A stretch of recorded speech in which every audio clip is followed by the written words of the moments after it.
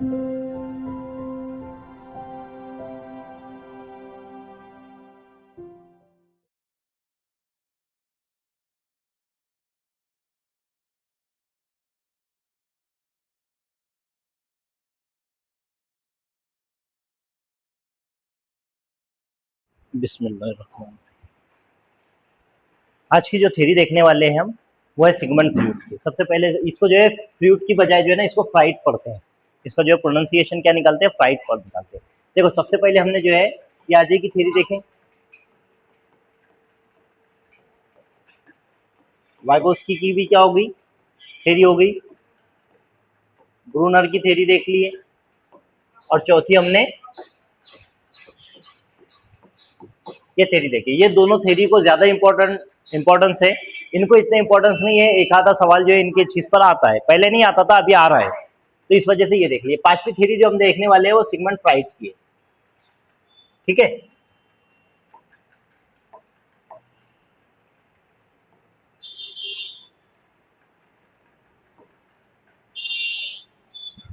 इसकी थ्योरी का नाम है साइकोसेक्सुअल डेवलपमेंट। ये थ्योरी कौन सी है इसकी,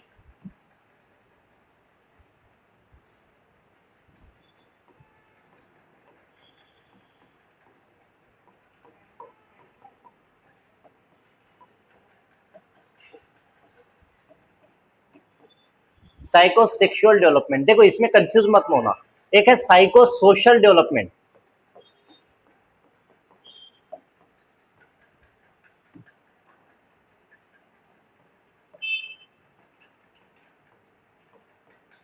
ये किसने दिया है पता है, एरिक एरिक्सन ने।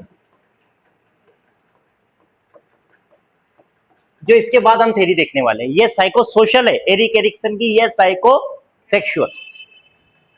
इसको साइकोडायनामिक थ्योरी भी कहते हैं। क्या कहते हैं इसको,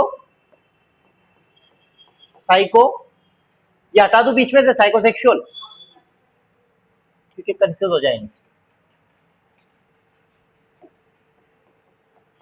साइको डायनामिक थ्योरी,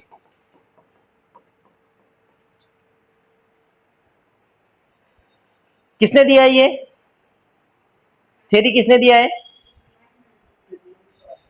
तो इसी को जो है ना फाउंडर कहता है साइको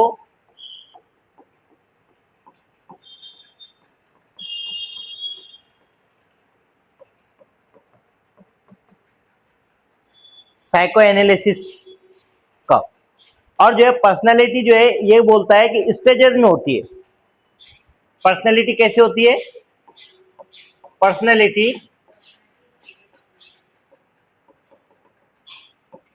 डेवलप्स थ्रू स्टेजेस।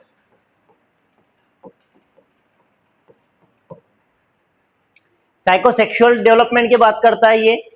हमने जो है इसके दो इफेक्ट पढ़े थे, एडिपस और इलेक्ट्रा इफेक्ट। जब हमारे को ईड, आईडी, ईगो और सुपर ईगो की बात जो है हमने इससे पहले किए थे, लेकिन अब जो है हम उसको डिटेल में पढ़ने वाले हैं। साइकोसेक्सुअल डेवलपमेंट, साइकोडायनेमिक थ्योरी भी कहते हैं इसको। फाउंडर ऑफ साइको एनालिसिस का जो है इसको फाउंडर तस्वुर किया जाता है। पर्सनालिटी के ताल्लुक से ये बताता है कि पर्सनालिटी स्टेजेस में डेवलप होती है, लगातार नहीं होती बल्कि स्टेजेस में डेवलप होती है। इसका ताल्लुक कौन से इससे, सोशल या इमोशनल डोमेन की थ्योरी है ये, ठीक है। क्योंकि जो है सोशल और इमोशनल डोमेन दोनों भी एक दूसरे से क्या है, जुड़े हुए, बहुत ज्यादा कनेक्टेड है। ये माइंड के ताल्लुक से बताता है, 3 लेवल्स ऑफ माइंड्स।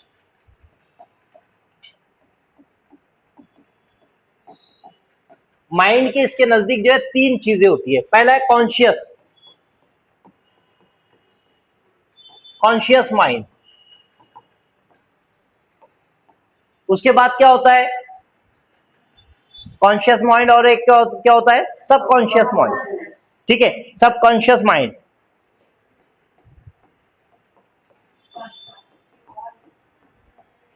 माइंड, और तीसरा क्या होता है, अनकॉन्शियस माइंड।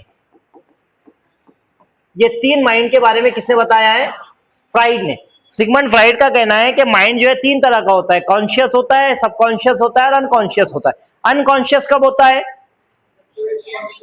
जैसे छोटा बच्चा पैदा हुआ, उसको कोई होश नहीं, अनकॉन्शियस है, उसका माइंड जो अपने तौर पर जो है कोई होश में रहकर काम नहीं कर रहा है, उसको जो है क्या पीना है, क्या खाना है, कब रोना है, ये जो है उसके इल्म में नहीं है, उसका दिमाग का कंट्रोल नहीं है। हाँ, उसके सेंट्रल नर्वस सिस्टम काम कर रहा है जिससे जिसके आजा जो है रिस्पॉन्स करते, लेकिन उसका दिमाग जो इंटेंशनल है क्या, नहीं। तो ये क्या होता है, टोटली अनकॉन्शियस होता है। ठीक है, उसके बाद में कॉन्शियस मतलब कि होश हवास में रहकर जो काम कर रहा है वो क्या कहलाता है, unconscious, subconscious, sorry conscious mind. Subconscious mind क्या होता है, जैसे मिसाल के तौर पर तुम्हारे जहन में वो एक्टिवली अभी चीजें नहीं है, जैसे मिसाल के तौर पर तुमने जो है कोई चीज पढ़े होंगे, तुम्हारे को अभी याद नहीं आ रही, जैसे ही मैं एक दो बात बोला तो तुम्हारे जहन में आ जाती है, तो ये क्या है, सबकॉन्शियस माइंड।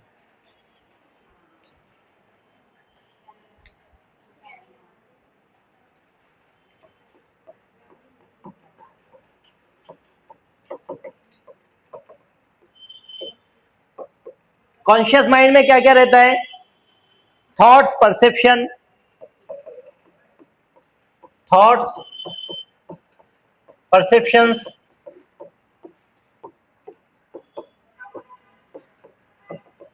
इमीडिएट अवेयरनेस, है ना। जैसे मिसाल के तौर पर मैं बोलूं कि जो है आज सुबह में कितने बजे उठे थे, ये कॉन्शियस माइंड है। खाने में क्या है, ये कॉन्शियस माइंड है। अच्छा, तुमने जो है पहली में तुम्हारे को कौन सा सबक था, याद है, अभी जबान पर नहीं आ रहा है, दिमाग में नहीं आ रहा है, लेकिन जैसे ही किसी ने तुम्हारे सामने नज्म गाना शुरू कर दिया तो तुम्हारे को याद आता है, वो कौन सा हो गया, सबकॉन्शियस माइंड। अभी कौन सा चल रहा है, conscious mind.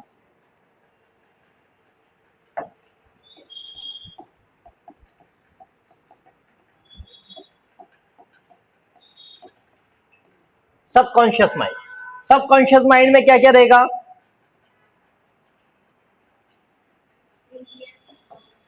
Stores memories,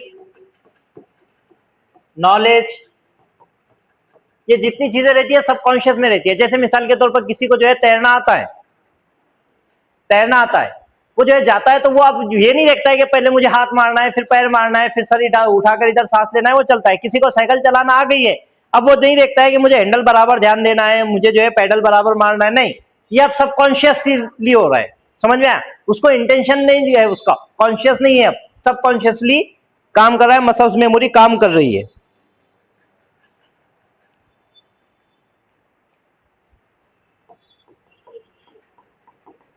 experiences that are not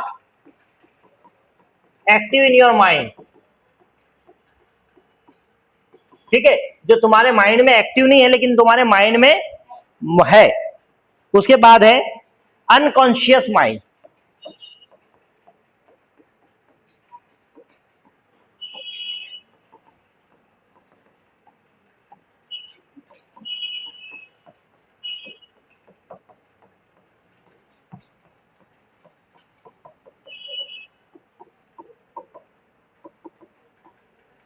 हमारे को पता ही नहीं हमारे दिमाग की सलाहियत कितनी है, पता ही नहीं है, किसी को भी नहीं पता है, हम कितने परसेंट इस्तेमाल करते हैं वो भी नहीं पता है।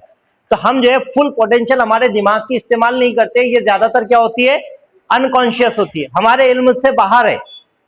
बहुत सारी ऐसी चीजें अगर से हमारा दिमाग एक्टिवेट हो जाए तो बहुत सारी ऐसी चीजें हैं जिसको समझने का, देखने का नजरिया बदल जाएगा।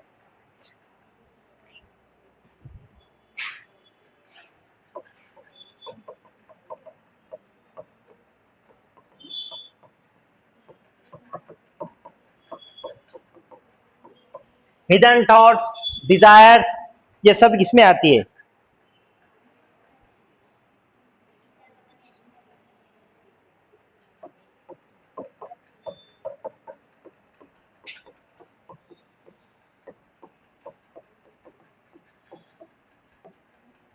बिहेवियर को ये इन्फ्लुएंस करता है, तुम्हारा बिहेवियर कैसा हो रहा है, ये कैसे हो रहा है, कोई गुस्से वाला है, क्यों है, अनकॉन्शियस माइंड की वजह से। कोई खुशमिजाज है, क्यों है, अनकॉन्शियस माइंड की वजह से। ये जो है तुम्हारे ड्रीम्स, तुम्हारे जो ख्वाब आ रहे हैं, ये भी किस वजह से आ रहे हैं, अनकॉन्शियस माइंड की वजह से।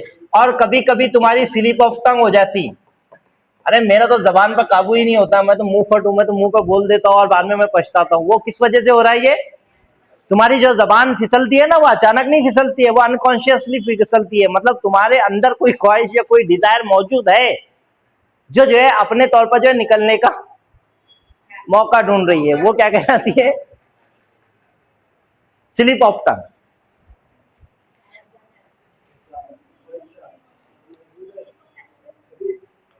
अगर से बचपन में कोई बच्चे को जो है ट्रॉमा लगा या फिर कोई जो है उसके साथ में हादसा हो गया तो वो उसका स्लिप ऑफ टंग या उसके जो है बिहेवियर को चेंज कर देता है। कोई ट्रॉमा अगर से हुआ, कोई बच्चे के साथ में कोई हादसा हो गया, अनजाने तौर पर जो है वो डरता है। जैसे मिसाल के तौर पर एक मशहूर किस्सा है बाबर का। बाबर जो है मुगल शहंशाह है ना, इसका बाबर का एक जगह जो है ये पहुंचा तो इसने जो है देखा, हमला करके जो है वहां से एक जो है उसकी राजा की बेटी को उठा लिया।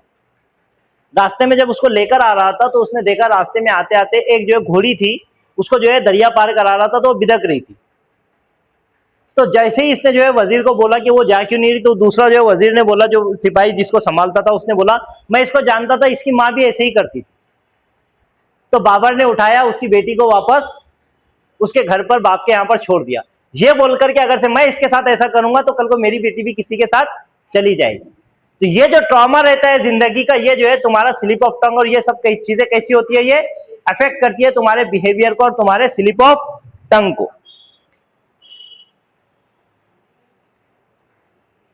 इसके ताल्लुक से जो है ना, इसको ये लिख लो, ट्रॉमा अफेक्ट बिहेवियर्स, किसका, चाइल्ड का। ठीक है। माइंड क्या होता है, ये बोलता है माइंड इसके मुताबिक आइसबर्ग होता है। आइसबर्ग क्या होता है,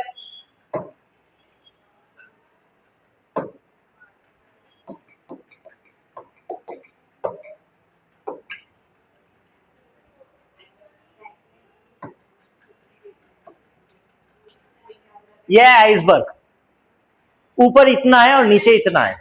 मतलब जो हमारे को दिमाग दिखाई दे रहा है, ये जो है इसके मुताबिक, सिगमंड फ्राइड के मुताबिक दिमाग जो है आइसबर्ग की तरह है, ऊपर जो है इतना है और कई गुना नीचे जो है छुपा हुआ है। मतलब जो है हमारा अनकॉन्शियस माइंड जो है वो डीपेस्ट और लार्जेस्ट लेवल्स ऑफ माइंड है, इसी में जो है सबसे ज्यादा चीजें है।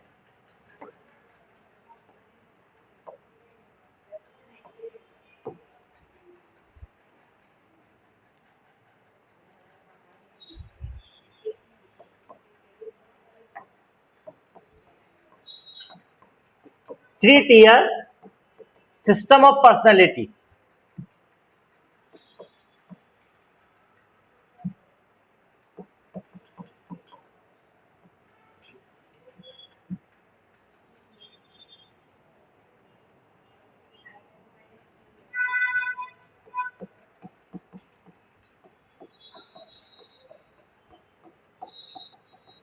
कौन कौन से three system of personality,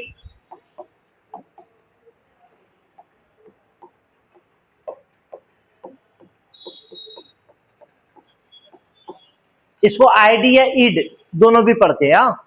ID या ईड, ईगो, सुपर ईगो। अब ये तीनों चीजें क्या क्या है,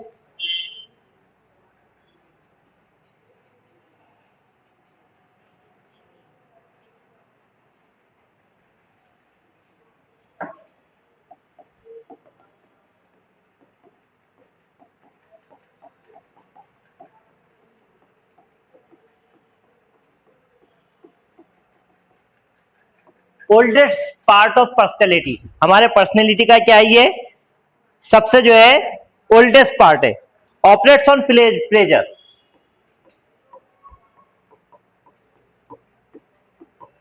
pleasure principal. Oldest part of personality क्यों, क्योंकि ये हमारे बाय बर्थ जो है ना, फ्रॉम बर्थ जो क्या होता है, ये प्रेजेंट होता है। ठीक है, बर्थ के पैदाइश के साथ में ये चीज प्रेजेंट होती है, इस वजह से ये क्या है, ओल्डेस्ट पार्ट है। दूसरा जो है ऑपरेट्स ऑन प्लेजर प्रिंसिपल, ये जो है प्लेजर प्रिंसिपल पर काम करता है। मिसाल के तौर पर जो है मुझे कोई चीज देंगे तो मैं खुश हो जाऊंगा, छोटे बच्चे की मिसाल समझ में आए, जैसे 1 साल का बच्चा है, कोई चीज उसको खिलौना दे दिया तो वो खुश हो रहा है, तो ये क्या है, प्लेजर प्रिंसिपल पर ऑपरेट करता है ये माइंड, ये पर्सनैलिटी। ये कंप्लीटली अनकॉन्शियस होती है, क्या होती है, कंप्लीटली अनकॉन्शियस, अनकॉन्शियस होती है। ये इसके बारे में बच्चे को पता है क्या, बच्चे के होश आवास काम नहीं करते, लेकिन जो है ये चीजें काम करती है।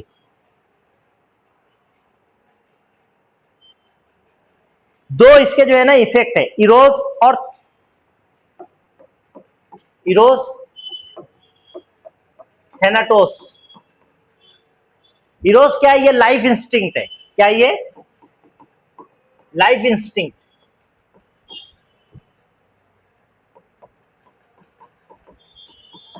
और ये डेथ इंस्टिंक्ट। हमारी जो फितरत बोलते हैं ना हम, उसको कहते हैं इंस्टिंक्ट। जैसे इरोस जो है लाइफ इंस्टिंक्ट है, और थैनाटोस जो है क्या? डेथ इंस्टिंक्ट है। जैसे मिसाल के तौर पर कोई शख्स को, बच्चे को भूख लग रही है, वो जो है बच्चा खाना मांग रहा है, ये उसकी क्या है? हाँ, इरोस है। ये उसको जीना है, ये अनकॉन्शियसली होगा, लेकिन बच्चा जो है वो चीज की तरफ बढ़ेगा। ठीक है। और डेथ क्या है? एग्रेशन, गुस्सा, डर। ये क्या है? इसकी डेथ इंस्टिंक्ट है। हाँ, गुस्सा आएगा, किसको क्या कर लेगा, खुद का कुछ कर लेगा। तो दो इफेक्ट उसको कहते हैं।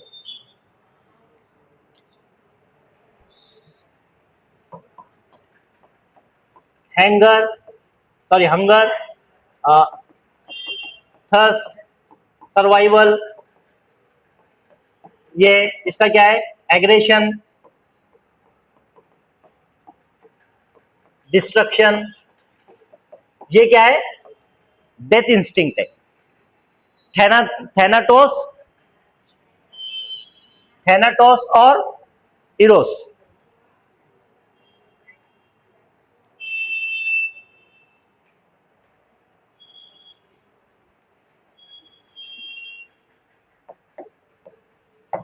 रियलिटी और मोरालिटी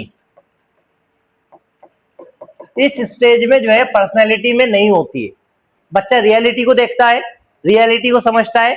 मोरालिटी भी इस उम्र में बच्चा नहीं समझता है। ईगो क्या है?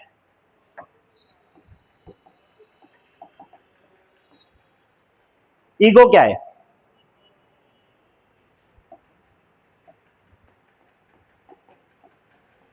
रियलिटी पर क्या करता है ये? रियलिटी प्रिंसिपल पर वर्क करता है। मतलब अब बच्चा जो है होशो आवाज में आ गया है, पूरे होशो आवाज में बच्चा जो है काम करेगा। वो क्या कहलाता है?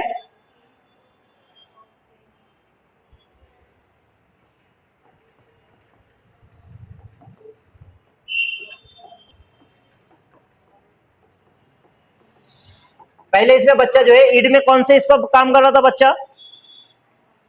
अनकॉन्शियसली। अब कौन से इस पर काम कर रहा है? अनकॉन्शियसली, सबकॉन्शियसली और कॉन्शियसली, तीनों लेवल पर बच्चा अब जो है काम कर रहा है, तीनों इसमें।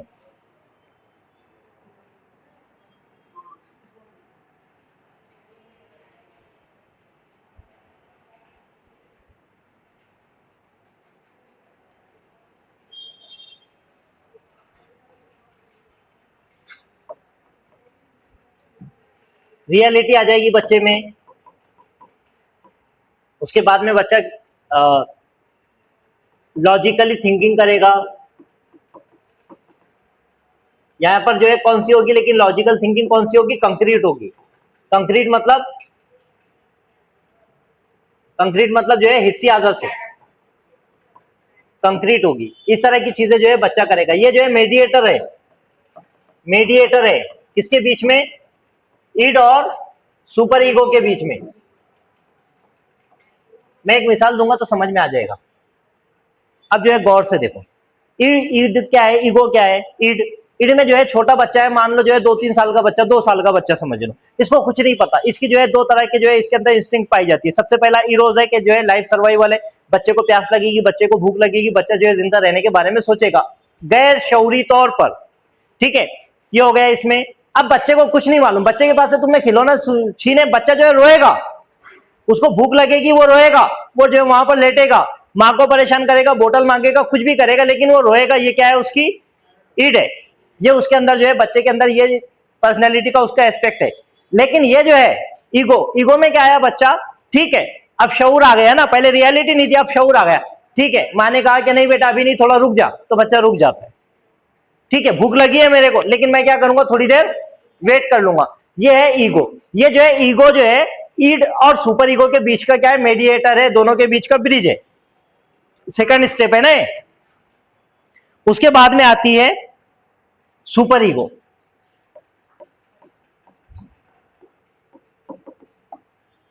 ये क्या होती है? डेवलप से लास्ट, सबसे आखिर में क्या डेवलप हो रही है, सुपर ईगो जो है डेवलप हो रही है। तकरीबन जो है 5 से 6 साल की एज में ये चीज भी क्या होती है, डेवलप हो जाती है। ठीक है, 5 से 6 साल की। कैसे होती है, पेरेंटल गाइडेंस और सोशलाइजेशन से। बच्चा जो है, पेरेंट्स उसको गाइड करते हैं, बेटे इस तरह नहीं रोना है, तुम्हारे को थोड़ा शऊर रखना है, अब तू बड़ा हो रहा है ना, इतना बड़ा हो गया, अभी भी बच्चों के जैसा रोएगा, बच्चे में शऊर आ रहा है। सोसाइटी के लोग बोल रहे हैं, दोस्त साथ में खेलते खेलते बोलते हैं, अरे इतना बड़ा होके रो रहा है देखो, तो बच्चा क्या करता है, रोते रोते जो है बच्चे को शऊर आता है, अरे नहीं यार अब तो मेरी इज्जत का सवाल है, अब तो मेरी जो है पर्सनैलिटी खराब हो रही है, बार बार सब जो है रोतोड़ा बोलेगा, बार बार रो रहा है। इस तरह की चीजें जो है इसके अंदर जो है सोशलाइजेशन और जो है पेरेंटल गाइडेंस से जो है दुरुस्त होना शुरू हो जाती है। अब इसके अंदर जो है मोरालिटी भी शो होती है, पहले हो रही थी, मोरालिटी रहती है इसके अंदर, रियलिटी तो ऑलरेडी है, मोरालिटी भी रहेगी, रियलिटी भी रहेगी, उसके बाद में एथिक्स भी रहेंगे, एथिक्स और आइडियल्स भी रहेंगे। देखो एथिक्स क्या है, किसी ने चोरी किया, अरे नहीं चोरी नहीं करना था, अरे उसने पेंसिल चुरा लिया दूसरे बच्चे की, गलत है, वो चोर है, इस तरह नहीं करना चाहिए। अब उसको जो है शऊर आया बच्चे को कि ये चीज गलत है, समझ में आया। अब बच्चे को जो है भूख लगी है, देखो पहली मिसाल में जो है ना भूख की मिसाल से तीनों चीजें समझाता हूँ। ईद में क्या है कि बच्चे को भूख लगी है, बच्चा कुछ नहीं जानता, मुझे चाहिए मतलब चाहिए, नहीं चाहिए तो फिर मैं अब जो है तमाशा करूंगा, चीजें फेंकूंगा, ठीक है, लेकिन मुझे चाहिए, रियलिटी पर बेस नहीं, मोरालिटी नहीं, रियलिटी नहीं, एथिक्स नहीं, कुछ नहीं। उसके बाद में जो है टोटली वो क्या होगा, अनकॉन्शियस होगा। अब जो है दूसरे बच्चा गया ईगो में, ये क्या हो गया, कॉन्शियस हो गया, बच्चे का दिमाग जो है काम करना शुरू कर गया, सब कॉन्शियसली भी चीजें आ रही है उसके जहन में, और जो है अब क्या है, कॉन्शियसली भी हो रहा है। अब जो है बच्चे में क्या आ रहा है, उसके बाद में जो है ये रियलिटी पर काम करता है, बच्चे को समझ में आ रहा है कि जो है चीजें कैसे चलती है। फिर उसके बाद में आ गए ईगो, 5 से 6 साल का बच्चा जो है सुपर ईगो में चला गया। सुपर ईगो में जाने के बाद में जो है ये पेरेंटल गाइडेंस और जो है सोशलाइजेशन में या सोसाइटी में रहने की वजह से उसकी खामियां जो है पर्सनैलिटी की दूर हो रही है, और उसके साथ साथ जो है उसको जो है मोरालिटी के बारे में पता चलता है। किसी का जो है हाथ जबरदस्ती तोड़ दिया तो उसको अफसोस होता है, अरे वो गिर गया, उसको बुरा लगता है। वो जो है रियलिटी की में भी बात करता है, मोरालिटी की बात करता है, एथिक्स भी करता है कि इसने पेंसिल किसी से चुराया तो पेरेंट्स को आकर बोलता है, सर को बोलता है, टीचर को बोलता है कि हाँ इसने जो है दूसरे बच्चे की पेंसिल चुराया, क्यों, क्योंकि उसको बुरा लग रहा है। और दूसरा उसके आइडियल्स होते हैं, अब वो देखता है कि मुझे किसकी तरह बनना है। अगर से टीचर पैंट और शर्ट और शर्टिंग करके आया है तो टीचर बच्चा भी जो है उसकी तरह नकल मारने की कोशिश करता है, उसने आइडियल्स चुना है। कोई लड़की है तो वो जो है अपने लेडी टीचर की तरह जो है बनने की कोशिश करती है, ये क्या है, अब उसके आइडियल्स क्या है, काम करते हैं। अब यहां पर जो है बच्चा परफेक्शन की तरफ भी ध्यान देता है, क्या करता है, परफेक्शन की तरफ जो है बच्चा धीरे धीरे बढ़ता है। मुझे जो है कितनी भी भूख लगे, अब मुझे खाना चुरा कर नहीं खाना है, समझ में आया, मैं लूंगा लेकिन चोरी करना बुरी बात है, मैं चुरा कर खाना नहीं खाऊंगा। ये क्या कहलाता है, उसका सुपर ईगो।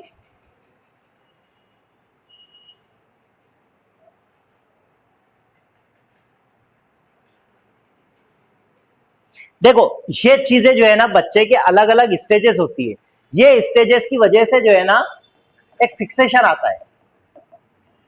जैसे हर स्टेज पे बच्चा जो है ईड में, ईगो में और सुपर ईगो में उसकी कुछ रिक्वायरमेंट है, ये रिक्वायरमेंट पूरी नहीं होती है तो उसकी वजह से फिक्सेशन आता है, या फिर उसमें जो है प्रॉब्लम होती है, बच्चा जो है सारी जिंदगी उसकी पर्सनैलिटी में एक डैमेज पैदा होता है। इस वजह से जो है पेरेंट्स को और इसको जो है यहाँ पर इस गलती को जो है दुरुस्त करना चाहिए। अगर से बहुत ज्यादा जो है बच्चे को शामिल कर लिए तो भी जो है प्रॉब्लम होती है, और बहुत ज्यादा फ्रस्ट्रेशन भी हो गया।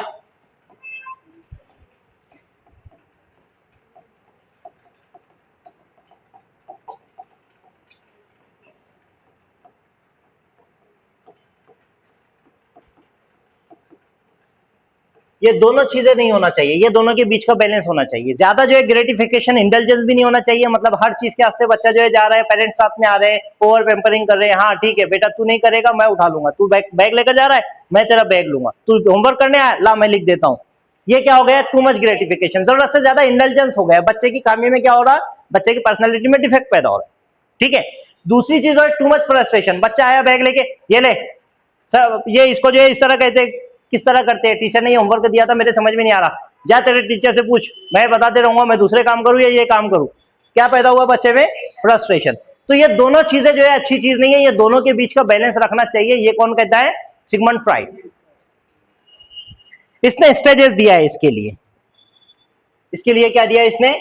स्टेजेस, क्योंकि ये बात करता है पर्सनैलिटी कैसी स्टेज डेवलप होती है, स्टेजेस में। ओरल स्टेज दिया है इसने, ओरल स्टेज 0 से 1 साल। ओरल स्टेज जो है आमतौर पर समझ लो, बच्चा जो है अपने जो है ओरल स्टेज मतलब कि जो है माँ का दूध पीना, बोतल से दूध पीना, ये जो है ओरल स्टेज कहलाता है इसके नजर से। तकरीबन 0 से 1 साल का बच्चा जो है इस स्टेज में आता है। फर्ज कर लो अगर से कोई बच्चे को जो है उस वक्त में जो है उसकी कोई खामी पैदा हुई और पेरेंट्स ने उस वक्त में जो है नहीं किया, तो वो उसकी खामी पर्सनैलिटी में हमेशा चलती रहेगी। इसी को जो है आगे हम एरिक एरिक्सन की इसमें और डिटेल में पढ़ेंगे। उसके बाद में जो है एनल स्टेज,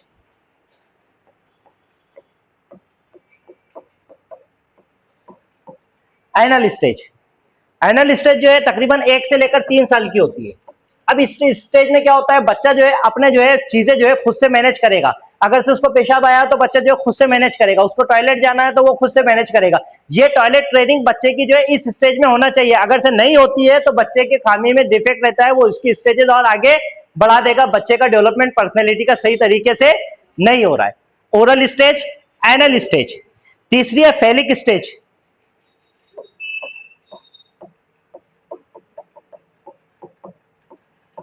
क्या ये? फेलिक स्टेज। ये जो है 3 से 6 साल की होती है। इसी में हमने जो है पढ़े थे एडिपस कॉम्प्लेक्स और इलेक्ट्रा कॉम्प्लेक्स।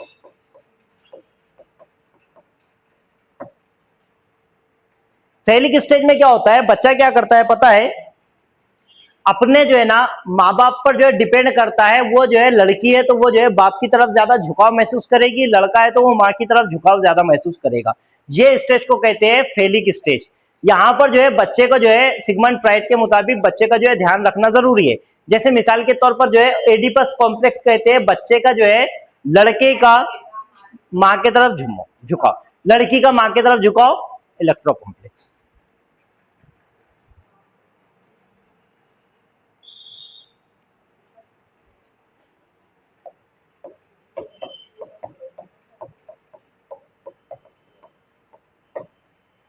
लेटेंसी स्टेज, ये स्टेज ऐसी होती है यहाँ पर जो है बच्चा थोड़ा बड़ा हो गया, तकरीबन जो है 6 से 12 साल के ऊपर का जो बच्चा होता है वो कौन से इसमें आता है? लेटेंसी स्टेज में आता है।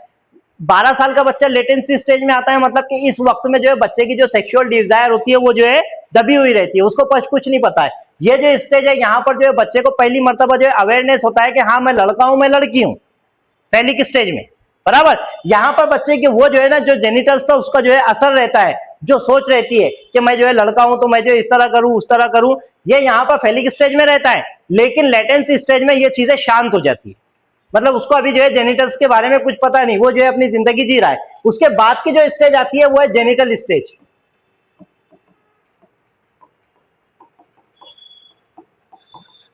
ये स्टेज जो है एडोलिसेंस की जो स्टेज है ना, ये कहलाती है जेनिटल स्टेज। ये जेनिटल स्टेज जो है तकरीबन 12 प्लस है। क्या ये जो है 6 से 12 स्टेज है, ये 12 प्लस स्टेज है। इस स्टेज में बच्चे की टेंडेंसी जो है अपोजिट सेक्स की तरफ बढ़ेगी, दूसरे जो है लड़की की तरफ जो है उसका जो है अट्रैक्शन बढ़ेगा, बच्चे में जो हार्मोनल चेंजेस होंगे, बच्चा ग्रुप बनाकर रहेगा, कभी अलग थलग रहेगा, पूरी एडोलिसेंस की चीजें जो है इसमें आ जाएगी। और इस वक्त में जो है बच्चों के अंदर जो है खामियां पैदा होगी वो दुरुस्त करना टीचर का और पेरेंट्स का काम है। अगर से वो दूर नहीं होती है तो वो उसकी पर्सनैलिटी को डिफेक्टिव बनाएगी। ठीक है, सवाल पूछता है वो स्टेजेस के ताल्लुक से, माइंड के बारे में भी नहीं पूछता, दूसरी चीज के बारे में भी नहीं पूछता, वो पूछता है जैसे जो लास्ट टाइम सवाल पूछा था कि जो है सिगमंड फ्रॉइड की जो साइको एनालिसिस थ्योरी है इसके मुताबिक जो है सेकंड स्टेज कौन सी है? कौन सी स्टेज है? फेलिक स्टेज कौन सी है? तीसरी। तो ओरल, एनल, फेलिक, लेटेंसी और जेनिटल्स, 5 स्टेजेस में जो है इसका पूरा थ्योरी जो है कंप्लीट होता है। अब इसका क्रिटिसिज्म क्या है?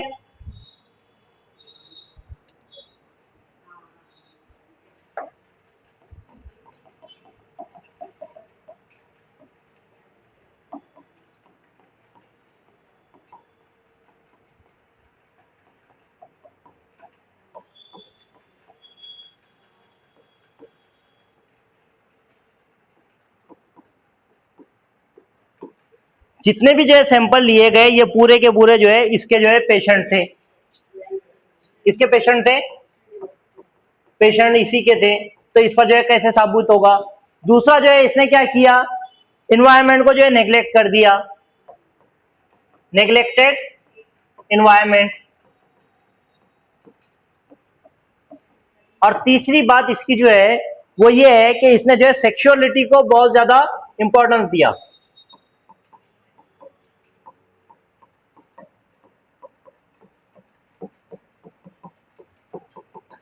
इसने जो है इंपॉर्टेंस जो है बहुत ज्यादा दिया सेक्सुअलिटी को। और दो चीज जो है इसके ताल्लुक से मैं बताता हूँ। ये थ्योरी जो है हमारे को पढ़ना इस वजह से जरूरी था क्योंकि जो है ये थ्योरी जो हमारे सिलेबस का हिस्सा है। एक दूसरी बात ये कि सिगमंड फ्राइड की जो थ्योरी है ये थ्योरी दो तरीके से जो है अहम है। सबसे पहला कि ये जो बच्चे की थ्योरी है इसने जो है बच्चों के जेनिटल्स या सेक्सुअलिटी पर जो इसने काम किया, रिसर्च किया, वो बहुत ज्यादा अहम है। लेकिन इसने जो चीजें बचपन तक बताया, लेटेंसी स्टेज से पहले फेलिक स्टेज तक, जैसे मिसाल के तौर पर लड़का है तो माँ के करीब रहेगा, लड़की है तो बाप के करीब रहेगा, यहां तक इसकी थ्योरी सही थी। लेकिन इसकी थ्योरी कहां पर गलत होती है पता है?